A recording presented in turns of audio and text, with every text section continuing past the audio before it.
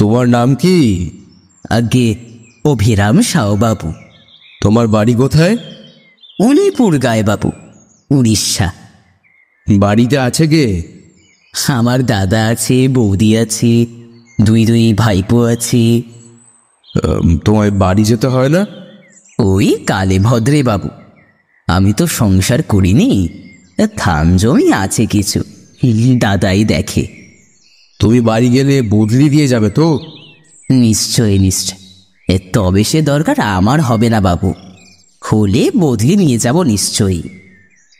বদলির কথাটা কেন উঠলো সেটা বলছি তোমায়। আবার সন্ধেবেলা একা থাকতে ভয় হয়। আমার ভূতের ভয় আছে। আমি রান্নার লোক যাকে পেয়েছি সে ঠিকই সন্ধেবেলা রেঁধে দিয়ে চলে যাবে, তখন আমার কাছে আর একজন লোক থাকা চাই। সে নিয়ে আপনি চিন্তা করবেন না বাবু, ও হয়ে যাবে।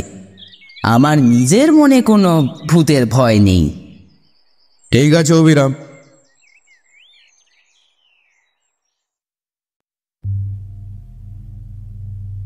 আজ আপনার জন্য উইন্ডিমেটের বিশেষ নিবেদন, সত্যজিৎ রায়ের লেখা অভিরাম। সত্যজিৎ রায়ের জন্ম 2রা মে 1921 সালে, মৃত্যু 23 এপ্রিল 1992 সালে। সত্যজিৎ রায় বাংলা চলচ্চিত্র ও বাংলা সাহিত্যে এক বিরাট ব্যক্তিত্ব। যেমন পেয়েছেন honorary Oscar for life time achievement, তেমনই আমাদের উপহার দিয়েছেন ফেলুদা, প্রফেসর শঙ্কু ও তারিণী কুঁড়োর মতন একের পর এক বিস্ময়কর সব চরিত্র। আজকের গল্প অভিরাম প্রথম প্রকাশিত হয় সন্দেশ পত্রিকায় শ্রাবণ 1398 বঙ্গাব্দে। আজকের প্রধান চরিত্রে শঙ্করবাবু ও অভিরাম। শঙ্করবাবুর চরিত্রে গল্প পাঠে ও গল্পের সূত্রধার আমি উইন্ডি আরেশ। অভিরামের চরিত্রে উইন্ডি আয়ুষ। শুরু হচ্ছে অভিরাম।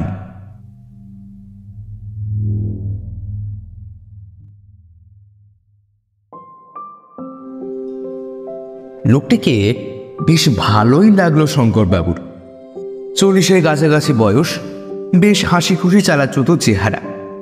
স্টেট ব্যাংকের কর্মচারী শঙ্করবাবু এই 7 দিন হলো বদলি হয়ে পশ্চিম বাংলা আর উড়িষ্যার বর্ডারে এই ছোট্ট শহর কাঞ্চনতলায় এসেছেন।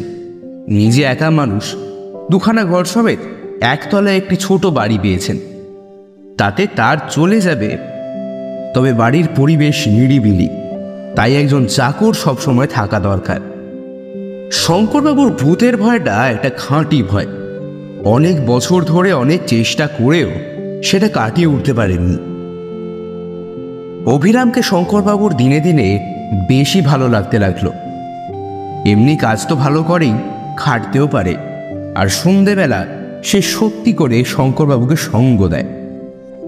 আরেকটা জিনিস শঙ্করবাবুকে অবাক করে, সেটা হলো অভিরামের গল্পের স্টক। সে বলে যে সব গল্প সে ছোটবেলায় তার দিদিমার মুখে শুনেছে, উড়িষ্যার অফুরন্ত রূপকথা আর উপকথা। অভিরাম ভূতের গল্প বলার মন্ত্রণাও শঙ্করবাবুকে দিয়েছে, কিন্তু শঙ্করবাবু তাতে আমল দেননি।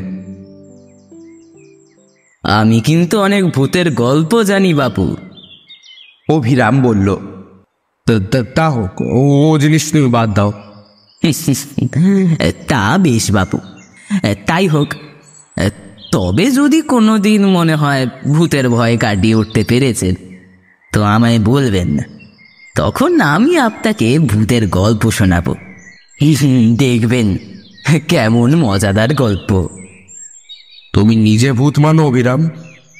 আমার আর মানা না মানার কি আছে বাবু, ভূত থাকলে আছে, না থাকলে নেই, ব্যাস ফুরিয়ে গেল।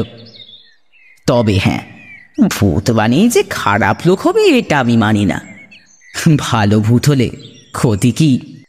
কথা আর বেশি আগালো না। এই ঘটনার 3 মাস পরে এক বর্ষাকালের সকালে অভিরাম শঙ্করবাবুর কাছে এসে বলল, বাবু, দাদার কাছ থেকে চিঠি পেয়েছি। বেশি বর্ষার ফলে আমাদের ফসলের খুব ক্ষতি হয়েছে। দাদা একা সামলাতে পারছেন না, আমাকে 3-4 দিনের জন্য যেতে দিতে পারবেন বাবু? শঙ্করবাবু এই অবস্থায় না করতে পারলেন না। কিন্তু তুমি যে যাবে, লোক দিয়ে যাবে তো? নিশ্চয়ই নিশ্চয়ই, খুব ভালো লোক দেব। তবে সে বোধহয় আমার মতো কথা বলতে পারবে না। তা হোক, সন্ধ্যেবেলাটা আমাকে একটু সঙ্গ দিতে পারলেই হলো। তাহা খুব পারবে। আপনি যতক্ষণ না শুতে যাবেন ততক্ষণও আপনার কাছে থাকবে। অভিরাম চলে গেল। 3 দিন পরে শঙ্করবাবু একটা পোস্টকার্ড পেলেন তার ভৃত্যের কাছ থেকে। খবর ভালো নয়, আরও 3 দিন লাগবে সামাল দিতে, তারপর অভিরাম ফিরবে। শঙ্করবাবু কি আর করেন, এদিকে বদলি চাকরটিকে তার বিশেষ পছন্দ নয়। মুখটা যেন বড় বেশি গুমরা, যদিও কাজ করে ভালোই। পরদিন সকালে রেডিওতে খবর শুনে শঙ্করবাবু স্তম্ভিত। তার চাকরের গা আর চারপাশে বেশ অনেকখানি এলাকা জুড়ে প্রচণ্ড ঝড় বৃষ্টির ফলে হাজার হাজার লোক মারা গেছে এবং আরও অনেক বেশি লোক গৃহহীন। শঙ্করবাবু মাথায় হাত দিয়ে বসে পড়লেন। এই অবস্থায় কি করা উচিত তা তিনি স্থির করতে পারলেন না। চিঠি লিখে লাভ নেই, অভিরামও যে লিখবে এমন কোনো ভরসা নেই। অভিরামের বদলি নিতাইও এ ব্যাপারে কিছু সাহায্য করতে পারল না। রাত 10টা পর্যন্ত বাবুকে সঙ্গ দিয়ে নিতাই উঠে পড়ল। শঙ্করবাবু একা তার শোয়ার ঘরে প্রবেশ করলেন। বিছানায় শুয়ে বুঝলেন যে তার ঘুম আসার সম্ভাবনা কম। অভিরামের অভাব তিনি তীব্রভাবে অনুভব করছেন। ক্রমে রাত নিঝুম হয়ে এলো। একটানা ঝিঝি দেখে চলেছে। এবার তার সঙ্গে শেয়ালের ডাক যোগ হলো। ক্যা হুয়া, ক্যা হুয়া? হুয়া আবার ক্যা? শঙ্করবাবুর মাথার উপরে আকাশ ভেঙে পড়েছে। ভূতের ভয়ে এর মধ্যেই তার শিরদাঁড়া দিয়ে ঢেউ খেলে যাচ্ছে। ওটা কি? পায়ের শব্দ না? শঙ্করবাবু বুঝলেন তার গলা শুকিয়ে কাঠ হয়ে গেছে। বাবু, সে কি? এই যে অভিরামের গলা। অভিরাম নাকি? চাপা গলায় প্রশ্ন করলেন শঙ্করবাবু। হ্যাঁ বাবু, আমি এসেছি, ফিরে এসেছি। আমার ধরে প্রাণ এলো অভিরাম। দাঁড়া, দরজাটা খুলি। না বাবু, খুলবেন নি। মানে? খুললে কিছু দেখতে পাবেননি। সে কি? আমি অভিরাম বাবু, কিন্তু আসল অভিরাম নই। আমি অভিরামের ভূত। আমায় বন্যায় টেনে নিয়ে গেছে, আমি আর বেঁচে নেই। কোনো উত্তর নেই শঙ্করবাবুর দিক থেকে। কি বাবু, শুনলেন আমার কথা? তবু কোনো উত্তর নেই। আবার ডাক এলো বাইরের অন্ধকার থেকে। বাবু, এবার কথা এলো বাড়ির ভেতর থেকে। তোকে কিভাবে দেখতে পাবো? শুধু একটা ব্যাপার হলে পাবেন। কে? আপনিও যদি ভূত হন। তাহলে আর তোকে বলছি কি, তুই ভূত হয়েছিস শুনেই তো আমার আত্মার আম খাঁচা ছাড়া হয়ে গেছে। আমার দেহ ওই পড়ে আছে খাটের ওপর, দৃষ্টি ঘরের ছাতের উপর, দেহে প্রাণ নেই। তবে চলে আসুন বাবু। এলুম বলে আমাকে গল্প শোনাতে পারবি? ভূতের গল্প? কারণ এখন আর ভয় নেই। বাকি মরণটা গল্প শুনেই কাটিয়ে দেব, কি বলিস? হ্যাঁ, যা বলেছেন বাবু, যা বলেছেন।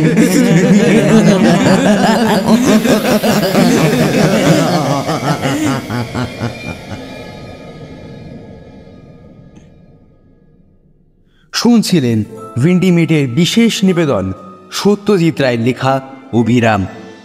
আজকে অভিরামের চরিত্রে ভিন্ডি আয়ুষ, শঙ্করবাবুর চরিত্রে গল্প পাঠে ও গল্পের সূত্রধার আমি ভিন্ডি আরেশ। পোস্টার ডিজাইন ও ধ্বনি পরিকল্পনায় ভিন্ডি আয়ুষ। পর্ব পরিচালনায় ভিন্ডি আয়ুষ ও ভিন্ডি আরেশ। শেষ হলো ভিন্ডিমেটের বিশেষ নিবেদন সত্যজিৎ রায়ের লেখা অভিরাম। আমাদের ভিডিওটা ভালো লাগলে লাইক এবং শেয়ার করবেন এবং আরও বাংলা সাহিত্যের অনবদ্য কিছু সৃষ্টির স্বাদ পেতে সাবস্ক্রাইব করুন ভিন্ডিমেটকে এবং প্রেস করুন বেল আইকন। ধন্যবাদ।